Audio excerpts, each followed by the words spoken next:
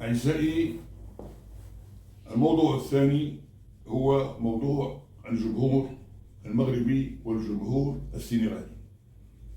كما أشرت في السابق أن الجمهور المغربي أصبح يقتدى به في جميع أنحاء العالم، وأصبح النشيد الوطني المغربي يردد في جميع بقاع العالم حتى من الذين ليسوا بمغاربة. وسبب ذلك الانضباط وتلك الأخلاق الفاضلة التي يتمتع بها المغاربة رجالا ونساء، أطفالا وكبارا. وقد شاهدنا ذلك في الولايات المتحدة، وذلك شاهدناه في قنوات أخرى عبر العالم، كما شاهدنا شكر وامتنان عدد كبير من كبار النجوم العالميين الذين هنأوا المغرب على التنظيم أولا، ثم هنأوا الجمهور المغربي على انضباطه وعلى تشجيعه النظيف النقي. وللأسف الشديد أن المباراة الأخيرة أو مباراة النهاية لم تنتهي بروح رياضية شاملة وحقيقية كما كان ينتظر منها. فضربة الجزاء التي أعلن عنها الحكم، وهي حسب ما قاله الجميع من المحللين الدوليين ليس فقط المغاربة، ولكن كانت واضحة وضوح الشمس.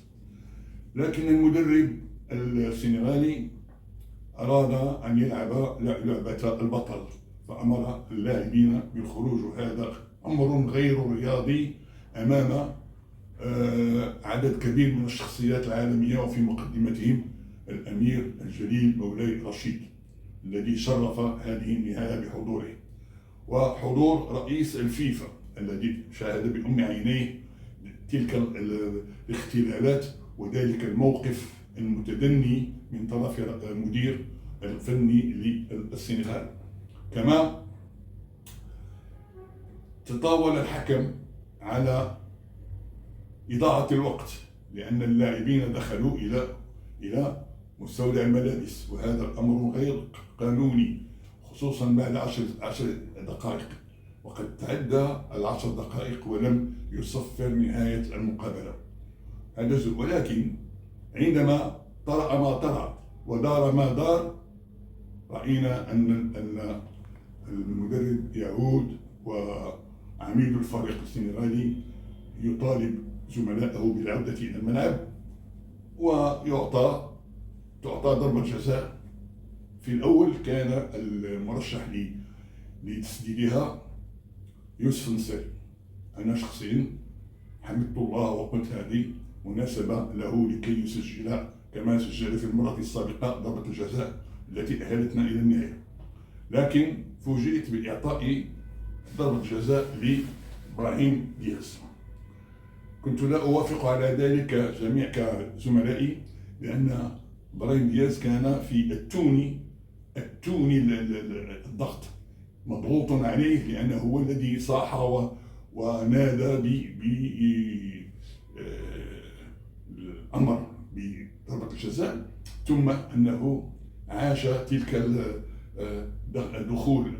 تلك العمليات الغير الرياضية التي قام بها المدرب واللاعبون الأفارقة والسنغاليون. لكن تعطى لهذا الرجل ضربة جزاء ويسدد بتلك الطريقة، وكأنه يتدرب مع حارس مرمى.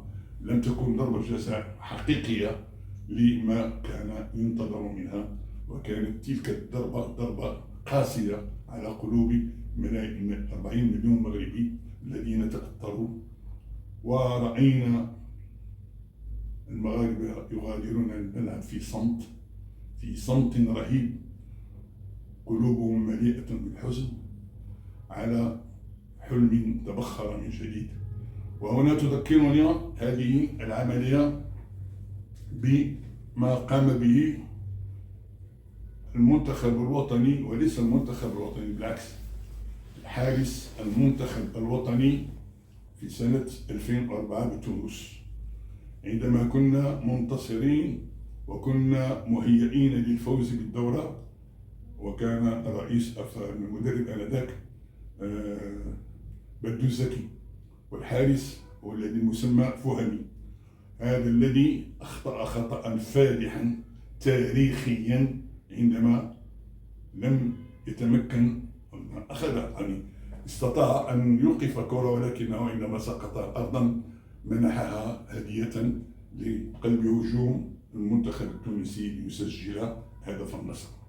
إذن للمرة الثانية خطأان فادحان يؤجلان فوزنا بكأس إفريقيا، ونتمنى أن تؤخذ العبرة والدروس في هذه المناسبة، ونقول لقد أفرطنا إفراطا كبيرا في الترحيب وفي العناية وإعطاء كل شيء للزوار للمنتخبات، من فنادق من أروع ما يكون، من طرق، من وسائل نقل، من مساجد، من أي شيء يطالبون به.